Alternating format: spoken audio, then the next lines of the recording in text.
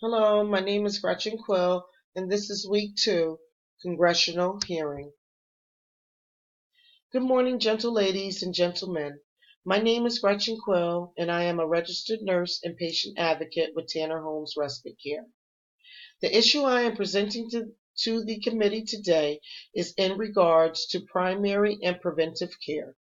According to the 2011 National Scorecard on U.S. Health System Performance, the indicators revealed in 2008 slightly less than half of non-elderly adults lacked access to a regular primary care provider that was easily accessible and can consult with by phone during office hours, according to Estes, Chapman, Dodd, Hollister, and Harrington, 2013. The lack of improvement. The quality indicator of adults receiving recommended screening and preventive care scores 64 on the ratio of U.S. to benchmark score of 100, according to Estes et al. 2013. This issue has shown little change in performance since 2002 data results, according to Estes et al.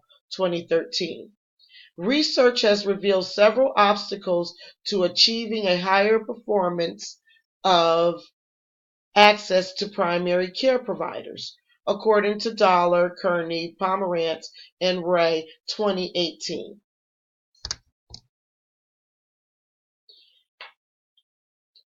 Indicator improvement. Studies have been conducted to reduce the wait time for patients to access their primary care provider, according to Dollar et al. 2018. Implementing carrying a cell phones or pagers for primary care providers to communicate timely with patients, more understanding of patient culture and fidelity, and better team functioning has shown promise in improving patient access to primary care providers, according to Dollar et al. 2018. Ineffective methods. Patient education alone is not enough, according to Breyer, 2017.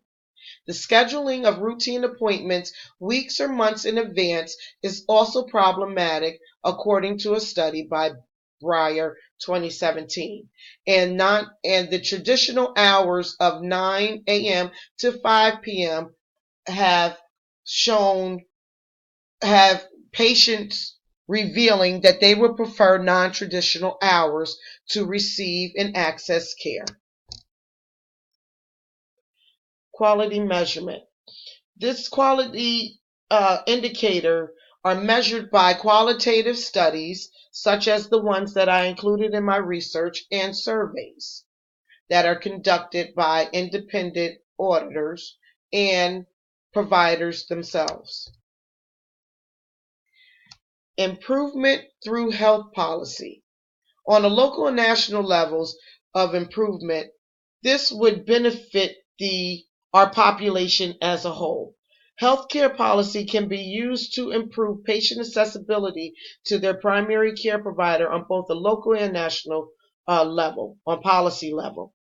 It will help to reduce hospitalization, rehospitalization, and decrease costs for our patient populations. Today I am humbly requesting from this committee that you look into improving the national scorecard on this quality indicator so that the health and wellness of our society and our populations will greatly benefit from improved measures. I thank you and have a good day.